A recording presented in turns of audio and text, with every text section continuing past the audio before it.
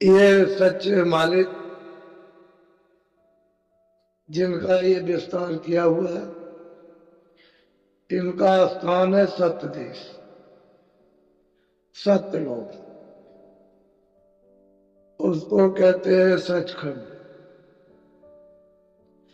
जो सच्चा धाम है, जिससे ये सब विस्तार हुआ है, वो सतपुरुष।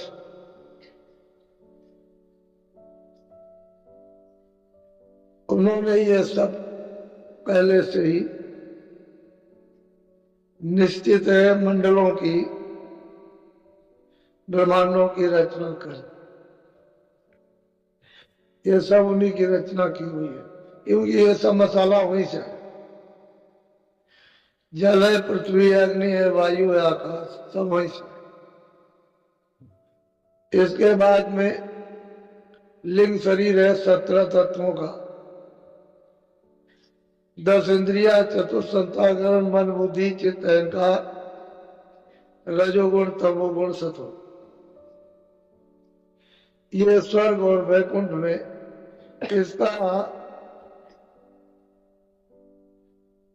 जो खोल है, पर्दा है, ये चेतन है, ये जड़ है। इस जड़ में सूरज बंद है और वो पर्दा चेतन चेतन है।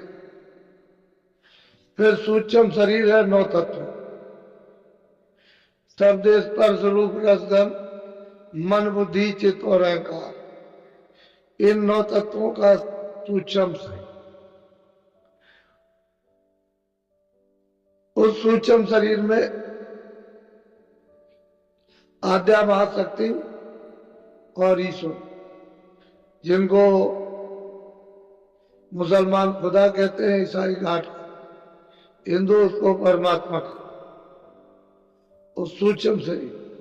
इसके बाद में कारण से वो 5 तत्व, शब्द, स्पर्श, रूप, रस, गंध, ये 5 तत्वों का शरीर है। इसके बाद में कोई शरीर है, बाद में शब्द। सारा ये विस्तार शब्दी का है। जो भी रचना ऊपर है वो शब्द की है और उसका विस्तार पहले शब्दी का।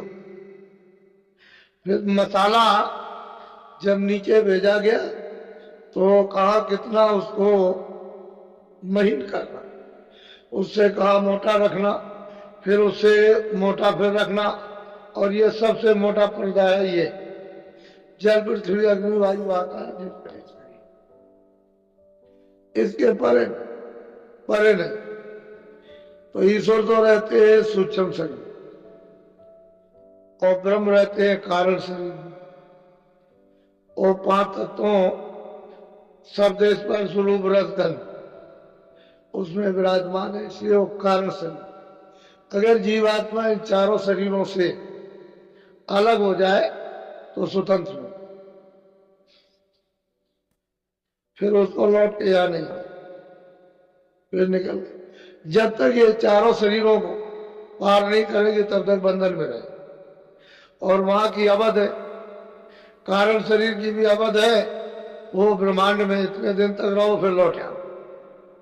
सूक्ष्म शरीर की भी है, यही सुन के स्थान पर रहो तो वहां से लौट आओ। फिर लिंग शरीर की भी अवध है कि इतने दिन तुम यहाँ रहो, पुण्य छीड़े मृतलों के। और यहाँ की तो अवध है, यहाँ लोग देखते मृतलोक में क्या हो रहा हो।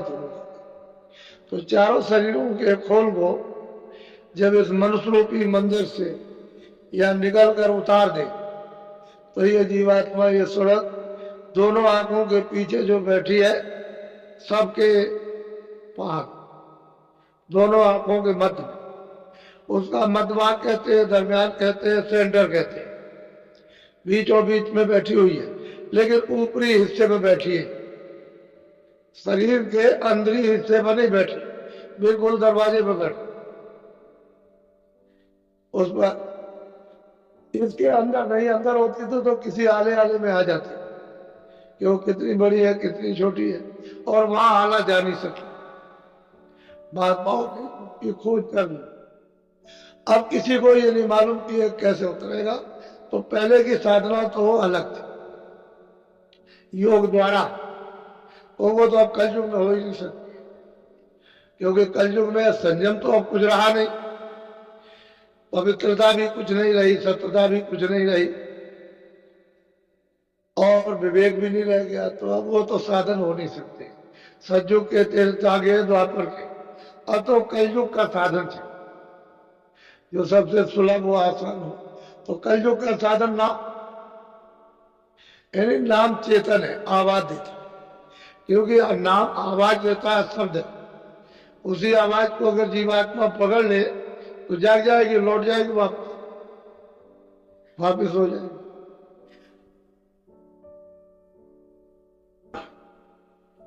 छोड़ा इसने, ये सब कुछ खोल छोड़ा, क्योंकि कब तक खोल के अंदर है, जब तक उसके ऊपर में आवरण, तब तक खोल में।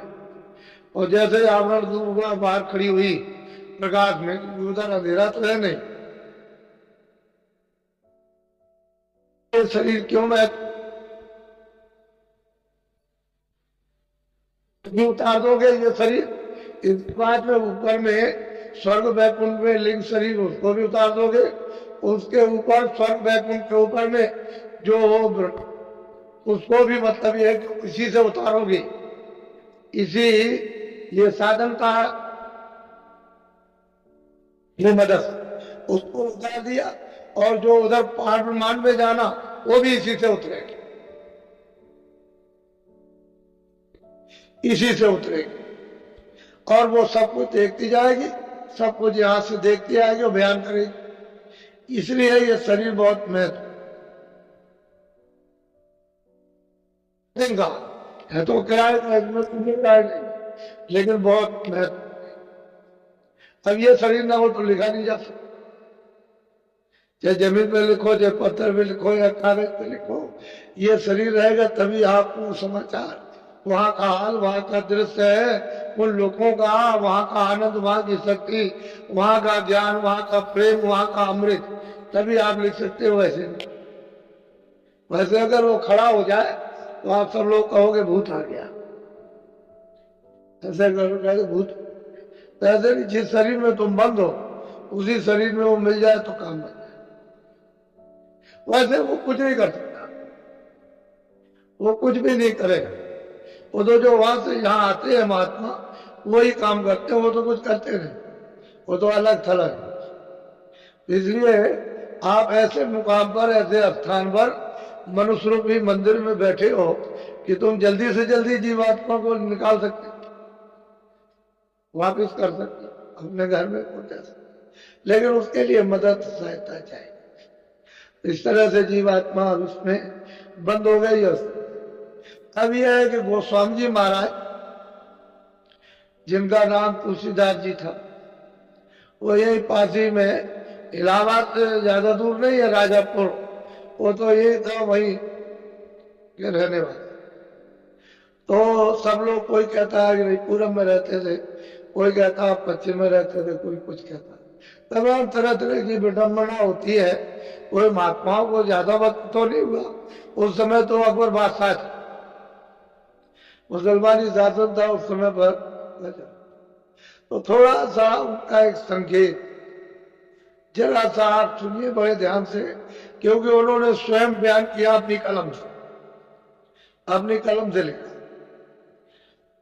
अपनी कलम से लिखा, और उन्होंने अपनी आंख में देखा वो उनके। तो थोड़ा सा सुनने लायक, क्योंकि ये हम पहले सुनाना चाहते थे जब पूर्णिमा पर अवसर पर आए, लेकिन बरसात और बाढ़ आने के कारण ये मतलब ये रह गया। हम आपको बताना चाहते थे कि कम से कम इतना तो, वैसे तो हमको बताने की इनकी कोई जरूरत नहीं, हम तो वैसे ही, लेकिन आप कहोगे अपनी तरफ से गढ़ गए हो तो कोई प्रमाण तो होना ही चाहिए, क्योंकि शहादत बगैर हुए काम कैसे चले, किसी की शहादत तो लेनी पड़ती। तो जब ईश्वर को प्राप्त करना है तो लोग कहेंगे ऐसे कैसे, ईश्वर है ही नहीं, तो फिर शहादत ली जाती है, प्रमाण क्या है कि देखो उन महात्माओं ने भी प्राप्त किया, उन्होंने भी किया। आप लाखों महात्माओं के आपके प्रमाण दे देंगे, प्राप्त किया उन्होंने, उसमें स्त्रियां भी है। देखो इन स्त्रियों ने प्राप्त किया, ऐसे प्राप्त किया, इस तरह से प्राप्त किया, ऐसे साधना की, इस तरह से मतलब यह है कि उनकी आंख खुली, ऐसे कान खुले, इस तरह से उन्होंने देखा। तो एक दो नहीं, तो महात्मा अपने अपने चिन्हों को छोड़कर चले जाते और वो अमिट होते। अब कोई आएगा जो उसको जानता है, वो मतलब यह है कि उसका प्रमाण आपको दे दे, उनके लिए कोई। तो बहुत ध्यान से आप, थोड़ा सा प्रकरण है, ध्यान से सुनिए, बोलो। तुलसी कहत बताई अपनी उत्पत्ति मति विधि, सुधि सत्संगति लार, जग जब से तन में। अब गोस्वामी जी महाराज कहते हैं कि भाई लोग कुछ कहेंगे कुछ कहेंगे, हम अपने आप बयान करते हैं कि भाई हमारी उत्पत्ति कैसे हुई, हम ज्ञानी थे कि अज्ञानी थे, जानते कि नहीं जानते थे, हमको सत्संग मिला था या नहीं मिला था, हमको महात्मा मिले या नहीं मिले, हम कहाँ के मतलब ये है कि रहने वाले, तमाम तरह की शंकाएं रहती हैं। तो कहते हैं हम ही खुद कह दें, तो लोगों को हमेशा जानकारी रहे। बोलो। अब अपनी विधि का अभिषेका, तुलसी की चनी चक। अब गोस्वामी जी महाराज कहते हैं कि मैं तो बिल्कुल नीच था, कीचड़ में सना हुआ, विवेक था नहीं, ज्ञान था नहीं, प्रेम था नहीं, हम कुछ नहीं समझे, वो जानते ही नहीं थे। अब वो अपनी बात कह रहे हैं कि देखो मैं कुछ नहीं जानता, बिल्कुल शून्य सा था, हमको क्या मालूम परमात्मा क्या है, ईश्वर क्या है, आत्मा क्या है, हम कुछ नहीं। वो अपनी बात आपको अपनी बता रहे। बोलो। मैं अति अधमय चेत बूझा, संत चरण का चुम। और गोस्वामी जी महाराज कहते हैं उस बचपन काल में मैं अधम था, अचेत था, मुझे होश ही नहीं था कि मैं मनुष्य शरीर में क्यों आया हूं, कुछ नहीं। अधम से अधम और अचेत और नीच, कोई इतना जरूर कभी कभी इच्छा होती थी कि संत उनके चरण में, ये कभी कभी उनमें अंदर अंदर उद्वेग है उठा करता था, कभी कभी आता था कि कोई संत मिल जाए, उनके चरणों में लग जाए, ये एक निशानी थी उनको उधर जाने की। लेकिन कहते हम तो कुछ थे नहीं, अधम से भी अधम थे। मैं तो अचेत चेत चित नाही, संत चिताई की न अपना। कहते हैं मैं अचेत था, मुझे कैसे चेतना आ सकती थी, लेकिन संतों की, महापुरुषों की कृपा हुई कि उन्होंने धीरे धीरे धीरे धीरे बैठाल करके हमको चिता लिया, जगा कि तुम इसलिए मनुष्य शरीर में आए, असली काम तुम्हारा यह है कि अपनी जीवात्मा को जगा के वापस। तो धीरे धीरे उनकी कृपा, उनकी दया से पास बैठाल कर और धीरे धीरे दया करते करते और उन्होंने चिता लिया, चेतना। बोलो।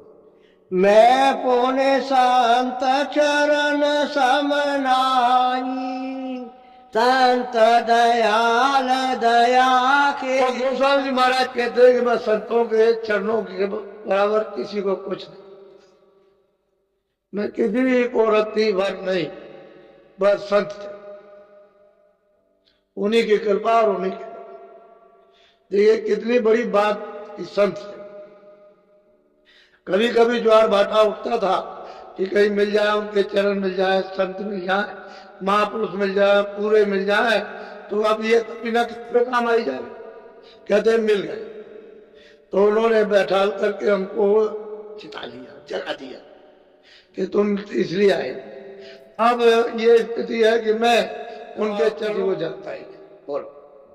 तुलसी मथ बोधि नहीं विवेका, संत चरण चित और कहते हैं कि तुलसी की बुद्धि में विवेक नहीं था, कुछ नहीं विवेक था, बस एक ही था, एक ही निशाना था कि संत चरण, एक ही तीर था कि उनके सिवा और कुछ, और बाकी अपने को विवेक कुछ मैं जानता ही नहीं था विवेक में क्या।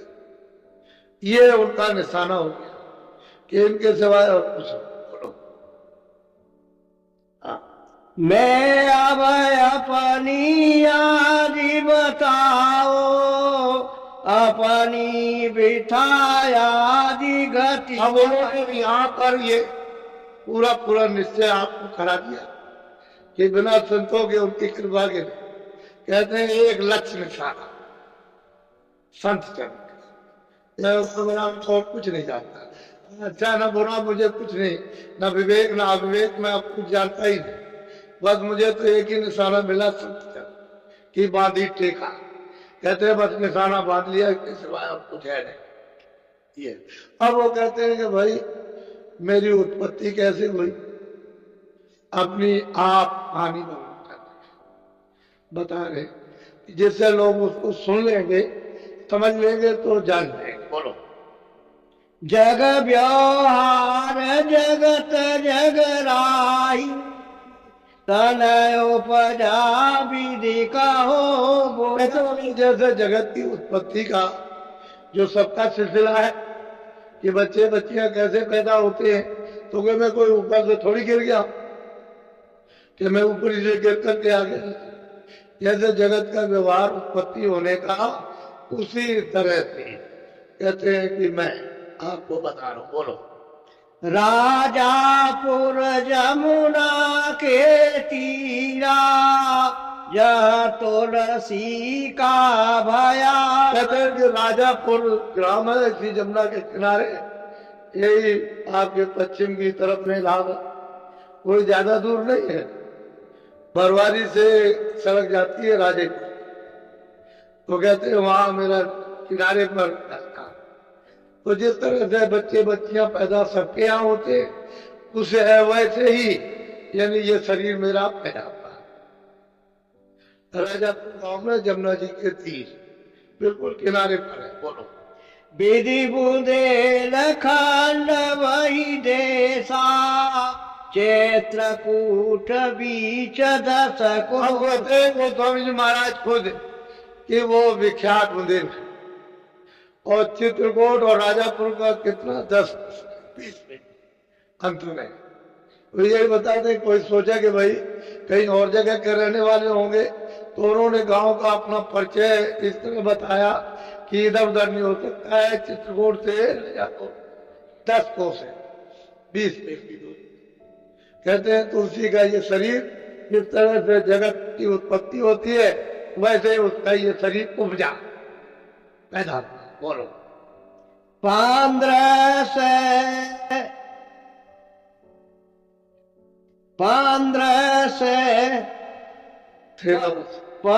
संवत 15 से नावासी, भादो सुदी मंगल भादो सुदी मंगल एकादशी और 15 से 89।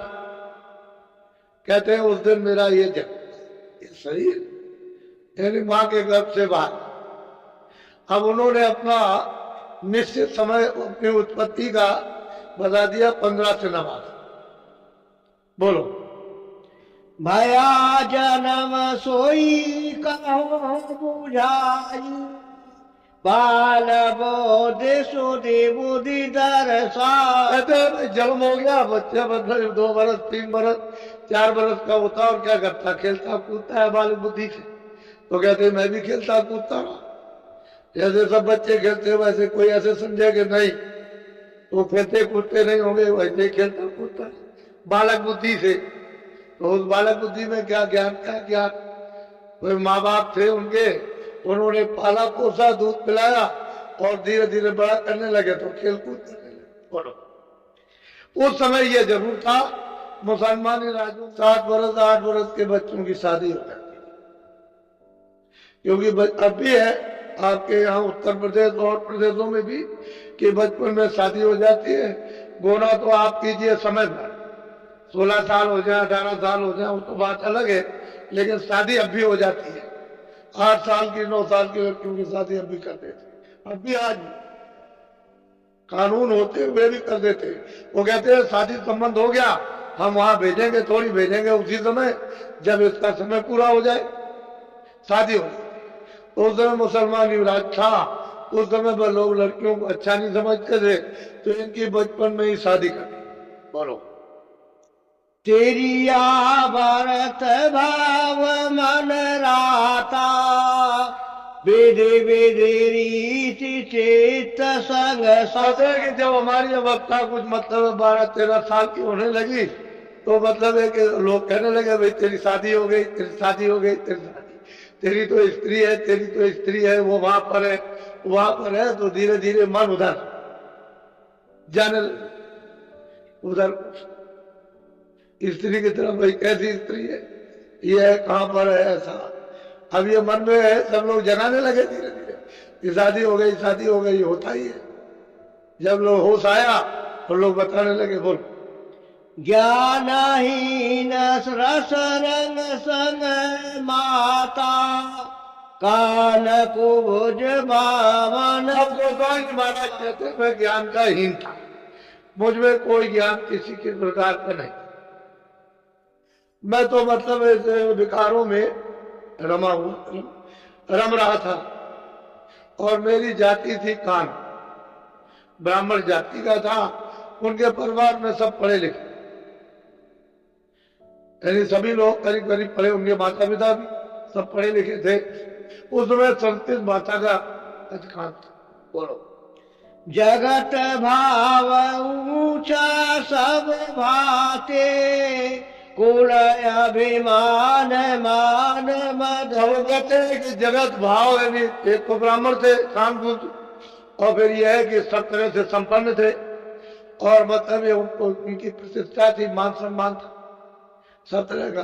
तो जब बड़ी ऊंची जात के होते हैं तो बड़ा घमंड होता, अभिमान बहुत।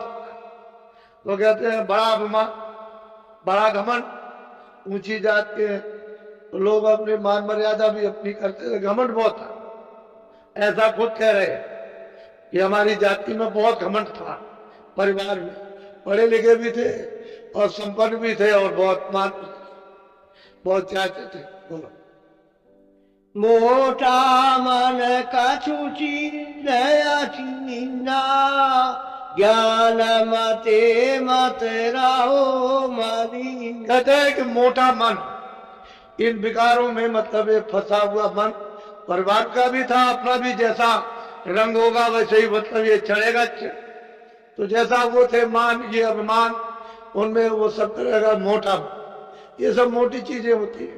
क्या मान, क्या अरे आदमी को कुछ लेना है तो छोटा मन, बड़े में तो कुछ मिलने वाला है नहीं।